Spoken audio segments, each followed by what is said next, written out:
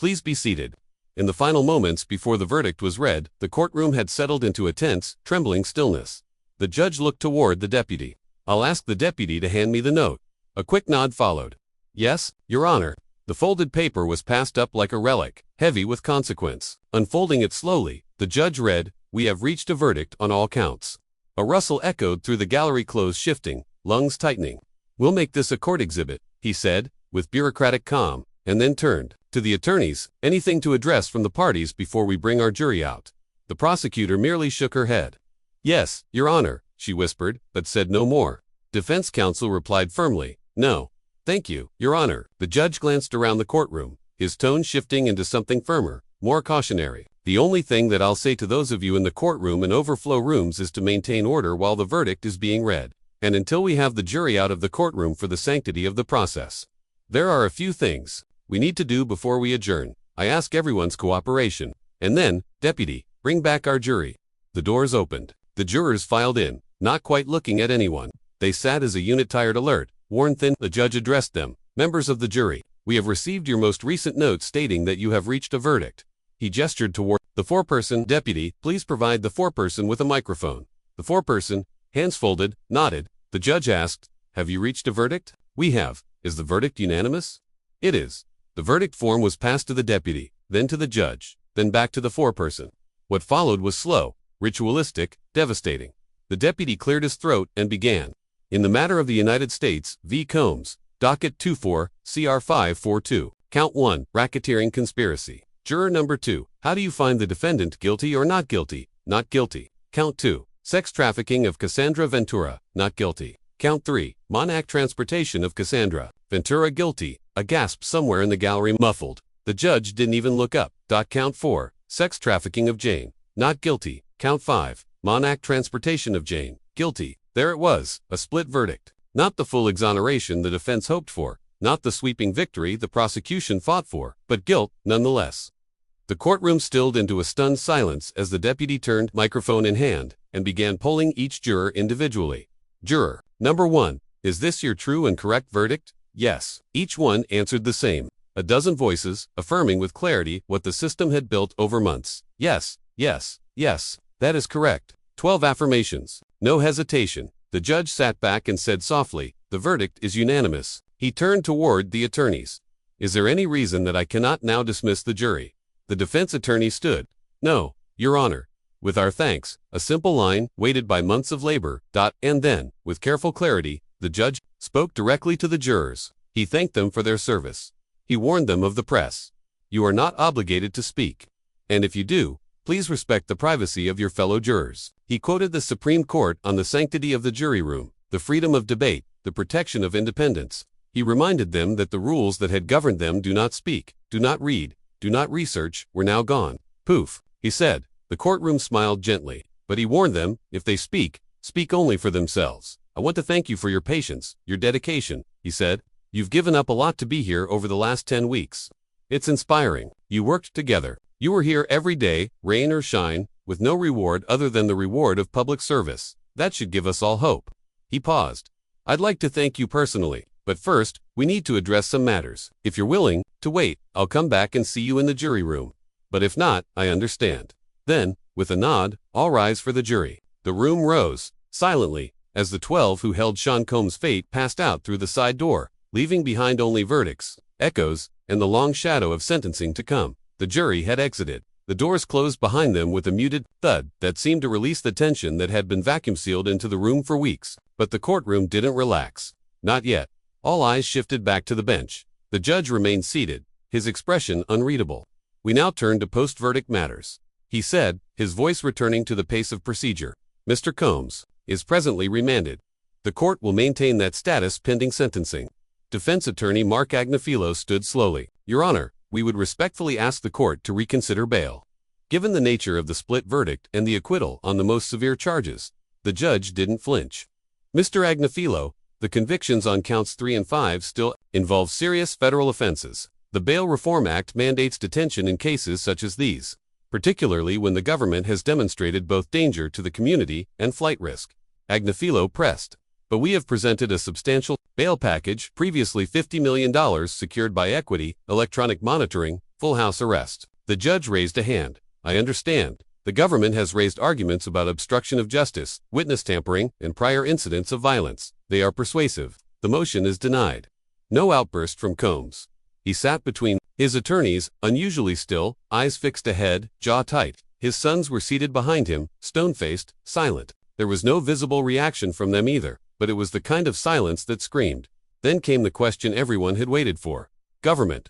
Have you filed your sentencing memorandum? The judge asked. The prosecutor, Assistant U.S. Attorney Marinelli stood. Not yet, Your Honor. We intend to file following the completion of the pre-sentencing investigation. However, we anticipate advocating for a term between 51 to 63 months, consistent with the sentencing guidelines. The judge nodded, understood, and the defense. Agnifilo stepped forward again. We will be seeking a downward variance. Your Honor, our position is that the correct range, based on the advisory guidelines, is 21 to 27 months. Mr. Combs has already served nearly a year. There was no comment from the bench, just a quick note scribbled down by the judge on a yellow legal pad. What is the current sentencing date? He asked. October 3rd, the clerk answered. The judge turned to the parties. There is also a hearing scheduled for July 8th to address potential motions concerning the timeline of sentencing. That hearing will be remote. Defendant's appearance is waived. Correct. Yes, Your Honor. Agnifilo replied. The judge leaned back. Then we are adjourned until the July 8th hearing. Defendant will be returned to MDC Brooklyn. A deputy moved toward Combs. The judge gave him a final look. Mr. Combs, the court reminds you that sentencing has not yet occurred. Your conduct during this period will be part of the pre-sentence report. Make wise use of this time. Combs offered a slow, silent nod. The cuffs clicked behind him. He stood, flanked by marshals. He didn't look back as he was escorted out through the side door, where the press pool and a dozen lenses waited behind barricades in the back rows. A few murmurs began again. Supporters, critics, journalists, saw rising, blinking back into the daylight world of headlines and hashtags. But inside the courtroom, the lights stayed on. The system still churned, and a man once known as the face of hip-hop walked back into the belly of the federal system, with the weight of his empire still unraveling behind him. Outside the courthouse, chaos had been quietly replaced by choreography. Metal barricades lined at the sidewalks. Camera crews reset their angles. Reporters in tailored suits rehearsed lines in front of glowing microphones. Protesters, both for and against, huddled in clusters, some silent, some chanting. The crowd had thinned since the initial verdict announcement, but as word spread that Sean Diddy Combs had just been officially denied bail again, the swarm began to return. From inside, the heavy security doors swung open, and Combs emerged, flanked by 2 U.S. Marshals. He wasn't in designer sunglasses anymore. His wrists were cuffed in front of him, his prison-issued beige jumpsuit pressed but unmistakable. He kept his chin level, eyes locked ahead, refusing to look left or right. No wave to the cameras, no nod to the crowd. Just a slow, deliberate walk to the waiting transport van. As he stepped inside, a few camera shutters snapped with machine-like fury. In the distance, someone shouted, "Justice for the victims." Another screamed, "Free Puff." But Combs never turned back. The door slammed shut, and the van pulled away with tinted windows that revealed nothing. Back in the courtroom, his legal team gathered their things, their faces still tight with the weight of defeat. Mark Agnifilo looked up toward the bench. Your Honor, one final matter. May we request a deadline extension on the defense's pre-sentence memo? The judge didn't look up from his notes. Submit your written motion. I'll consider it. Thank you. The courtroom was nearly empty now, except for 2 remaining reporters in the gallery and a lone court sketch artist finishing a final line. The judge removed his glasses and leaned back, watching the space settle into stillness. 10 weeks of testimony, of late nights, of evidence and redacted names culminated in this single, irreversible outcome. Not guilty on the most serious charges, but guilty on enough to stain everything. Outside the federal building, reporters went live for the midday news cycle. CNN, Fox, MSNBC. Social media headlines fired out like artillery. Breaking, Diddy convicted. Split verdict shocks industry. Diddy denied bail, again. The feeds were flooded. Hashtags trended globally within minutes. Everyone had a take. Every pundit had a theory. At the Metropolitan Detention Center in Brooklyn, Combs was processed back into his holding unit. The guard on duty didn't offer small talk. He'd seen too many celebrities pass through by now. But even he couldn't ignore the wait that followed this one. Cell 18, he said. Combs stepped inside. The door locked behind him with a mechanical clank. No entourage, no spotlight, just the hum of fluorescent lighting and the quiet, constant drip from a pipe in the corner. As night approached, legal analysts filled the airwaves. Some argued this case was just beginning. Others warned that superseding indictments could be coming, and still others speculated whether more celebrity names would be unsealed in future court filings. On a midtown office tower, prosecutors reviewed pre-sentencing reports already underway. FBI agents, still interviewing witnesses, reviewed video evidence seized from the raids, some of it encrypted, some disturbingly clear. What had started as civil lawsuits had now turned into something federal, something massive, something with momentum. And for the man who once owned the charts, the clubs, the champagne-soaked VIP lounges, he now had one thing left to await: sentencing. October 3rd. The date had already started circulating in newsrooms and industry circles. It wasn't just a court date, it was a reckoning. And for an empire built on image, power, and invincibility, it would determine whether the fall was permanent. The headlines the next morning were already set, but the real story, the one the world hadn't yet seen, was only beginning to unfold. In the weeks that followed the verdict, the ripple effects began to widen. Industry insiders who had once whispered their suspicions in hushed tones now felt emboldened to speak out carefully, cautiously, and often anonymously. A-list artists deleted old photos. Record labels distanced themselves through silent contract dissolutions. Streaming platforms quietly adjusted front-page features. Some songs remained, but the branding, scrubbed out in downtown Manhattan, a sealed office inside the U.S. Attorney's Office, grew into a command center. Whiteboards filled with names, flight logs, and phone records. USB drives marked Mia Raid Media were under forensic review. Each file played like a chapter, some dull, others devastating. Agents listened, paused, rewound. One video, timestamped 2019, depicted a yacht party off the Florida coast. The footage was grainy but unedited. Faces were clearly visible. A-list celebrities, influencers, politicians, Diddy, front and center. Prosecutors watched in silence. None spoke, but they all understood the implications. Every minute of tape wasn't just evidence, it was leverage. On the outside, the media speculated breathlessly. TMZ hinted at a second wave of indictments. The New York Times ran a front-page expose titled, "The Empire Behind the Man. What did he build and who helped him build it?" On CNN, a roundtable of analysts debated the future of celebrity immunity and post-#MeTooAmerica. No one defended him publicly anymore. Not really. Just silence. Inside MDC Brooklyn, Diddy began to shift. The man who once commanded entourages now barely spoke. He'd stopped eating meals, relying instead on protein shakes and commissary ramen. A guard who passed by his cell each night noticed he kept a towel rolled under his pillow like a barricade. Against the world, his lawyers were preparing for sentencing. There were strategy sessions over Zoom, draft letters of character reference, and consultations with mitigation experts. But the tone was changing. They no longer talked of exoneration. They talked of damage control. Across the river in Brooklyn Heights, Cassie Ventura, protected and mostly out of sight, continued working with federal investigators. She hadn't done interviews, she hadn't posted, but her name was everywhere. One, in the indictment, the beating heart of the case.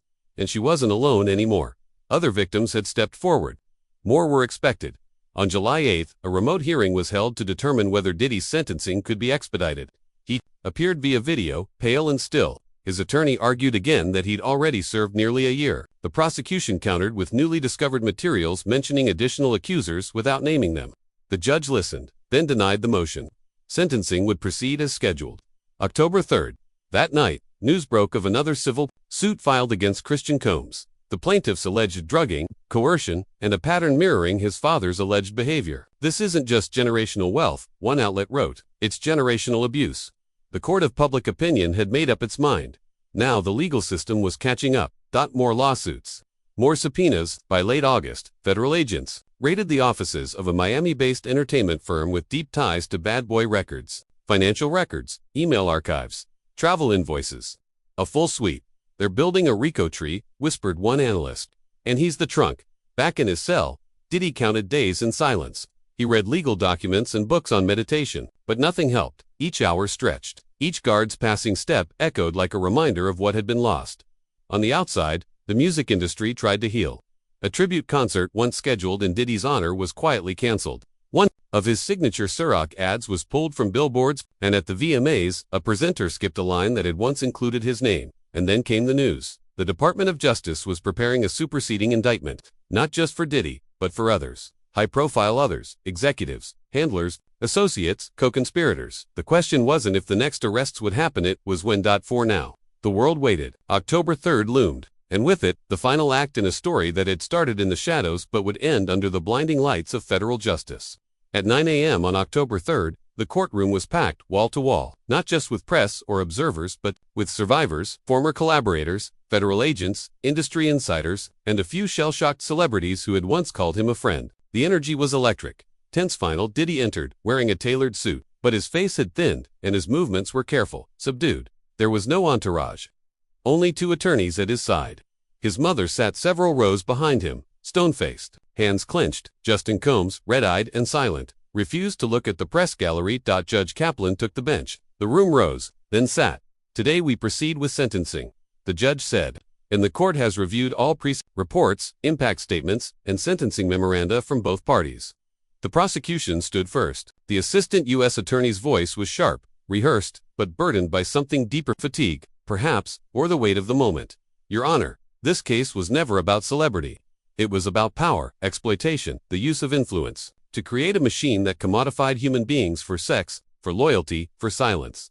Mr. Combs built an empire, not just on music but on fear, and he weaponized that fear. He gestured to a printed still from one of the surveillance videos. This image is from 2019. The witness in that video, now 24 years old, testified in private chambers about what happened next, what Mr. Combs made her do, what others watched, what was filmed. Your Honor, that is not lifestyle. That is not eccentricity. That is criminal enterprise.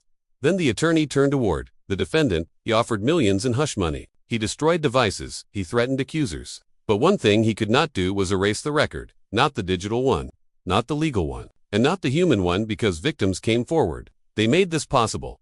He looked back to the bench.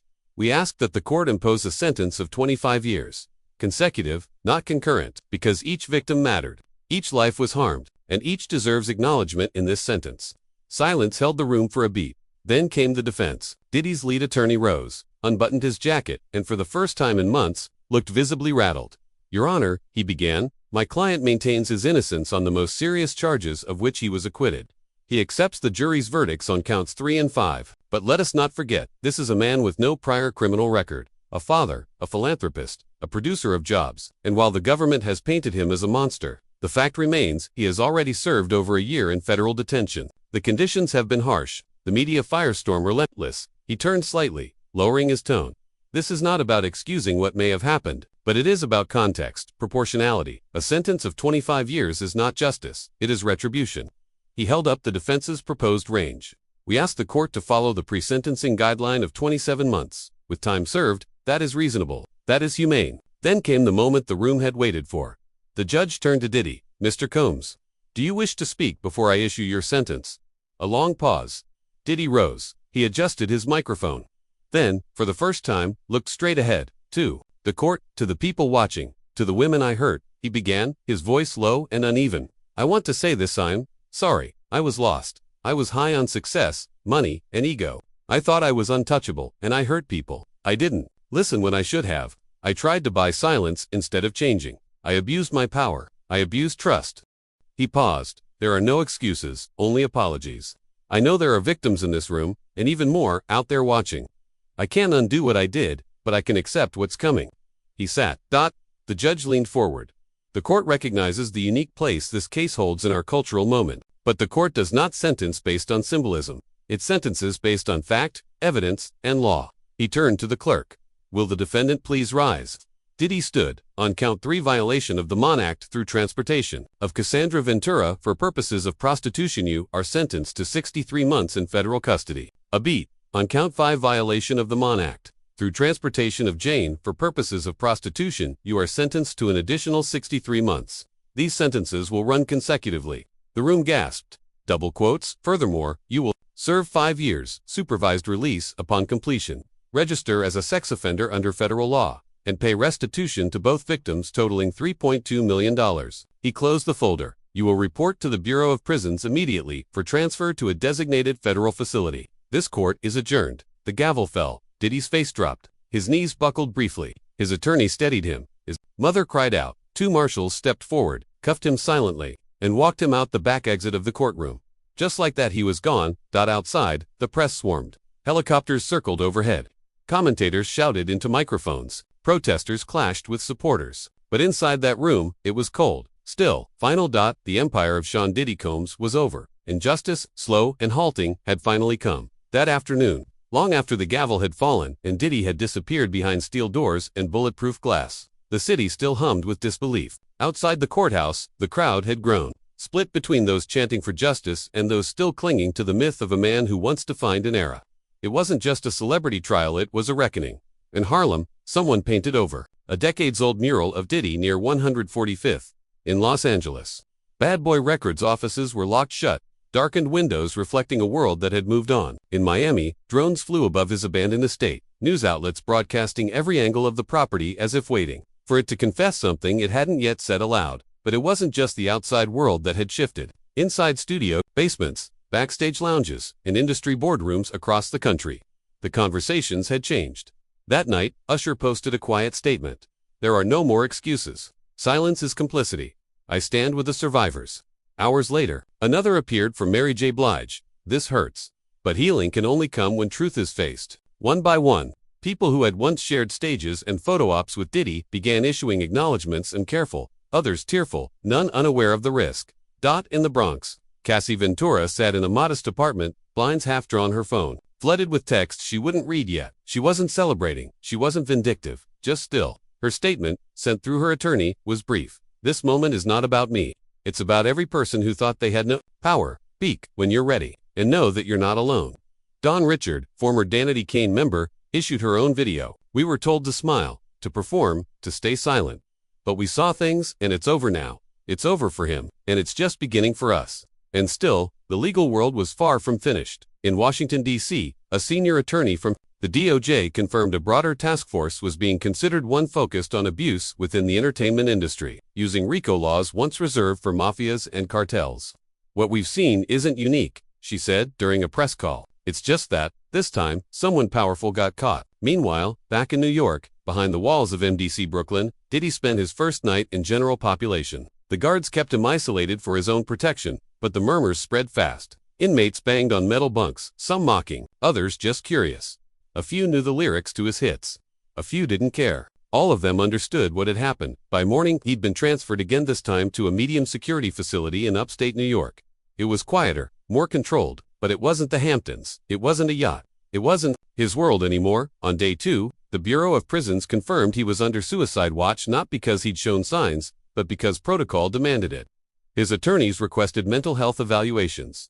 His family, in a prepared statement, asked for privacy, but privacy was a currency they no longer controlled. Elsewhere, the dominoes began to fall. A sealed grand jury hearing was scheduled involving a known associate of Mr. Combs. Christina Coram, the former chief of staff, once called his fixer, was rumored to be negotiating a plea. Her name, once buried in the middle of lawsuits, now headlined legal briefings. And then came the leaks. CNN released excerpts from hard drives seized during the March raids. Encrypted folders, private footage, audio of phone calls. The public didn't see the worst of it, but prosecutors did. More victims were named. New states became involved. Federal agents in California, Florida, and even Nevada filed cross-jurisdictional paperwork for what one insider now called the blacklist files. Behind the scenes, other names bigger than anyone had expected surfaced in redacted forms: entertainers, executives, politicians. The tapes, it seemed, had been Diddy's insurance, his leverage, but now they were evidence. And like a fire catching dry grass, the damage was about to spread. 1 week after sentencing, the U.S. Attorney's Office confirmed that the investigation was not limited to Mr. Combs. By then, the conversation had changed everywhere. Streaming platforms quietly removed albums, sponsors canceled contracts. A Netflix documentary was halted in post-production. In high schools and dorms, students who once danced to Mo Money, Mo Problems during parties started asking tougher questions. Who else knew? Who else was there? And at the center of it all, in a 6 by 8 foot cell with no phone, no entourage, and no music, sat the man who had once claimed to own the very culture. He now watched collapse around him. The trial was over, but the fallout had just begun. 1 month later, the shock had settled into something colder, something permanent. Diddy's empire, once built on music, marketing, and myth, lay in ruins. The New York Times called it the Great Unmaking. The Wall Street Journal simply wrote, "From mogul to monster." Civil suits multiplied. More women came forward. Then men, then former employees. Each day brought another headline, another revelation. Hidden bank accounts were discovered in Panama. Off-the-book settlements from as far back as 2002 emerged. One woman in Paris claimed she had been paid 40,000 euros to disappear after an incident. During Fashion Week, another said she had been flown in and never seen daylight. Diddy's attorneys scrambled, filing motions, gag orders, dismissals. None of them stuck. Then came the sealed deposition from a former tour manager known internally as the archivist. He had worked with Diddy for 11 years. He handed over a thumb drive. On it were flight logs, calendars, footage, messages, passwords, maps of his house's highlighting rooms with hidden cameras. His testimony, prosecutors said, changed everything. Inside one folder, an unedited video reel from 2014 to 48 minutes long, time-stamped with dozens of faces. Some were blurred for legal reasons. Others weren't. When federal agents reviewed the footage, they redacted it immediately and issued 3 more subpoenas. One to a tech CEO in Los Angeles, another to a fashion executive in Milan, and the last to a Grammy-winning R&B star still active on tour. The music industry braced for collapse. But the entertainment machine did what it always does when it's threatened. It turned. Diddy's collaborators issued apologies. His former bodyguard released a book deal. A producer from Bad Boy gave a primetime interview. An artist whose careers had been launched under his shadow came forward, some with grief, others with rage. Mays said, "I kept quiet too long." Carl Thomas said, "He killed part of me in that studio." One even said he was threatened for asking questions about Cassie in 2010. Meanwhile, Jay-Z went Diddy's rival. Then Pierre broke his silence at the ROC Nation brunch. No names, just one line. "Power without empathy always ends in ashes." The room froze. Cameras flashed. That clip alone would be played 20 million times in 48 hours. And as public sympathy fully turned, so did the courts. In mid-November 2024, a second federal indictment was filed, this time out of California. It included conspiracy to obstruct justice, destruction of evidence, and coercion of witnesses across state lines. Christina Coram was named. So was another former executive of Revolt TV. Coram flipped. She admitted she arranged trips for entertainment, girls to be flown to yacht parties, handed burner phones, and told never to speak again. In exchange for immunity, she turned over 87 gigabytes of records. The phrase she used in her written statement echoed across the country. "We called it the silence machine, and we fed it every day." By then, it was no longer a story about Diddy. It was a story about everyone who enabled him. The industry braced for a second wave. Deeper, uglier. To top music executives quietly resigned. One popular streaming platform halted royalty payouts pending legal review. And in early December, the Department of Justice confirmed a federal RECO task force was being assembled specifically for the music industry. The public gave it a name, the label, Crackdown. And in the middle of that storm, in a windowless courtroom in Lower Manhattan, Sean Combs appeared again, this time thinner, hollow-eyed, silent. No designer glasses, no smile, just the cuffs. The judge looked down at him and said plainly, "You were handed the culture and you traded it for power." Diddy didn't speak. Outside, a mural of him in Times Square was painted over in black. Then the scaffolding came down. The final scaffolding bar clanged as it hit the ground. And with it, a silence fell over 42nd Street. Not the quiet of reverence, but of something ending. Tourists passed by with phones out, snapping photos of the bare, freshly primed wall where just months ago, Sean Diddy Combs had stood 10 stories tall. Now, it was nothing but blankness and the smell of wet paint, a city trying to forget in real time. Inside the Metropolitan Detention Center in Brooklyn, Diddy's world shrank.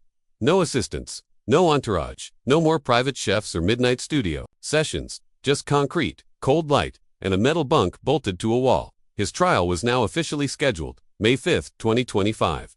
The United States, vs. Sean John Combs. Cameras would not be allowed in the courtroom, but the media coverage would be relentless. Some called it the trial of the American mirror, because this wasn't just about one man, it was about everything that let him rise. The prosecution had added a superseding indictment now, 11 counts. 5 more victims had come forward. 2 were minors at the time of the alleged crimes. Prosecutors said they had evidence linking Diddy to an ongoing decades-long pattern of sexual violence, coercion, and interstate criminal enterprise conducted under the guise of celebrity influence, and they had names. Some were celebrities, some were executives, some were staff who had been invisible for years. Until now, at the same time, other dominoes fell. One by one. Christina Coram was sentenced to 3 years under a sealed cooperation agreement.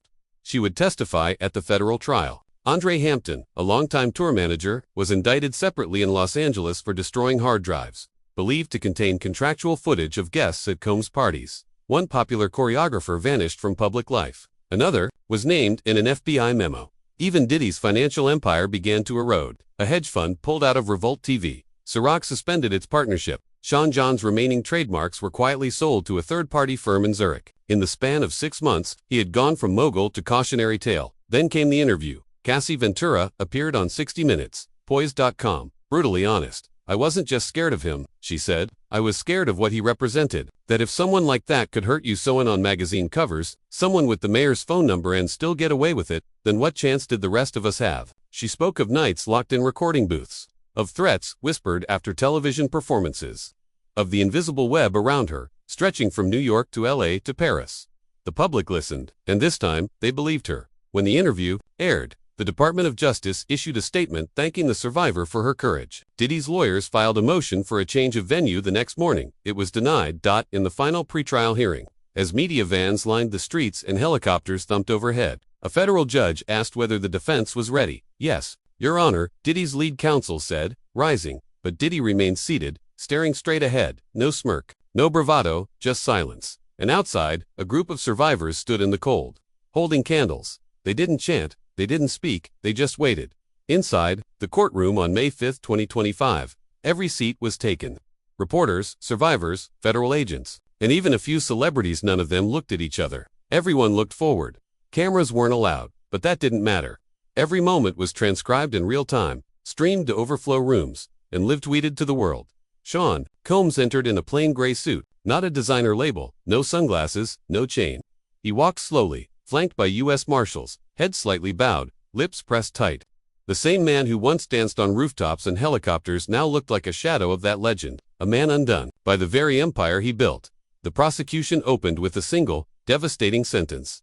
This is not about music. This is about power, and what happens when no one says no. Then they began laying out the story. Years of alleged grooming, payments, flights, wires, drugs, footage, private security systems that recorded everything, but were encrypted until a single cooperating witness handed over the keys. The jury saw clips. Not all, just fragments, a hallway, a closed door, a scream, a time stomp, a blurred face, a gloved hand. The defense objected again and again, claiming the videos were misleading, taken out of context, manipulated. But context couldn't erase what the jury saw, and it couldn't erase the voices, because then came the witnesses.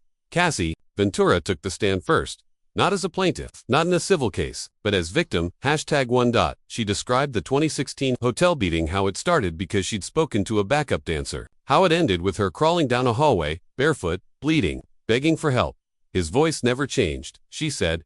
He beat me like he was giving instructions. Calm, calculated. Then came victim number 3, and number 4, and number 7, each one telling a story that echoed the last. I was told if I spoke, no one would believe me.